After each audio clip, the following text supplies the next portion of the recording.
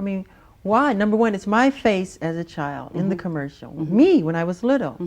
Why would I want a white child to play me? I'm a black American. I'm proud to be a black American. I am proud of my race. I am proud of who I am. I have a lot of pride in who I am and dignity. That's like you wanting an Oriental person to play you as a child. Does that make sense? No. Michael Jackson's story remains the ultimate paradox of pop culture, a blinding supernova of talent that burned too bright before vanishing into darkness. What if the greatest entertainer in history was also music's most tragic cautionary tale? Tonight we retrace the king of pop's impossible trajectory, from child prodigy to global icon to a man crushed by the very fame he commanded. Every record shattered, every stage conquered, yet the weight of that crown left him isolated in a prison of his own making. Born August 29th, 1958, in Gary, Indiana, Michael's destiny was sealed before he could tie his shoes. By age 6, he was the magnetic center of the Jackson 5, singing lead with a voice that defied his tiny frame. While most children were learning multiplication tables, Michael was mastering stagecraft under the glaring lights of Motown's grueling Chitlin circuit. The group's early hits like I Want You Back and ABC showcased a preternatural talent, a boy who channeled soul with the depth of a seasoned adult. But this premature launch into stardom came at a price. A childhood traded for rehearsals and a normal adolescence sacrificed at the altar of fame. The world hadn't seen anything like Thriller.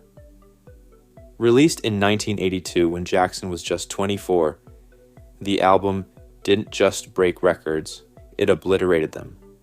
With 70 million copies sold globally, it remains the best-selling album of all time, a Guinness World Record that still stands decades later.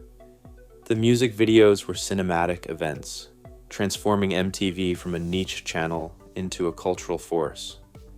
Billie Jean introduced his iconic Moonwalk on the Motown 25 special, a move that seemed to defy physics. Awards flooded in, including an unprecedented 8 Grammys in a single night. His 1987 Bad Tour grossed $125 million, outpacing the GDP of small nations. Yet behind the sequins and smash hits, Jackson was unraveling. The man behind the single glittering glove grew more isolated with each passing year. His appearance transformed through drastic cosmetic surgeries, fueling tabloid frenzy. Chronic insomnia plagued him, a side effect of living as a global monument rather than a human being. The 1993 child molestation allegations marked a turning point. Though he denied wrongdoing, the 5-month investigation and subsequent $20 million settlement left an indelible stain. The legal battles drained him financially and emotionally.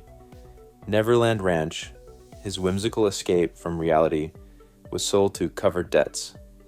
Desperate to reclaim his throne, he committed to 50 grueling comeback shows in London titled This Is It.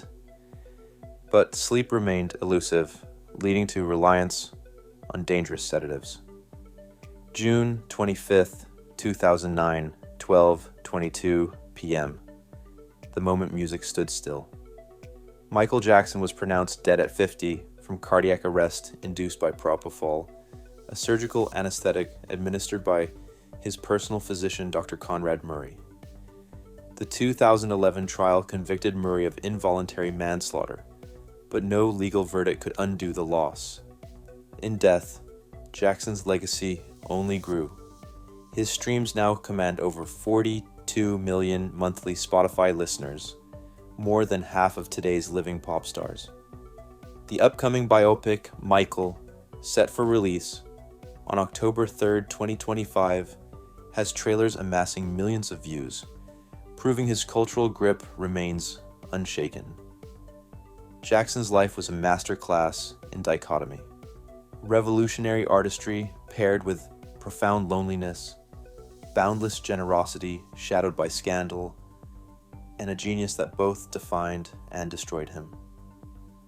Next week, we examine another voice silenced too soon, Whitney Houston, whose heavenly vocals couldn't drown out her inner turmoil. Subscribe now. These stories of brilliance and tragedy demand to be heard.